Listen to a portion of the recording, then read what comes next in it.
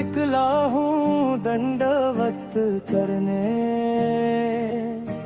तेरे द्वार पर सिर झुकाने, हर सांस में तेरा जाप करूं, हर धड़कन में तुझे पुकारूं। જોડાયેલા છે મુકેશભાઈ, જેઓએ એમનું કામ સફળ થાય તો માં કાળીની બાધા રાખી હતી કે હું દંડવત પ્રણામ કરી અને તમારા દર્શને આવીશ. તો મિત્રો, એમને આપણે એટલી જ પ્રાર્થના છે કે એમને અપાર શક્તિ આપે માં કાળી.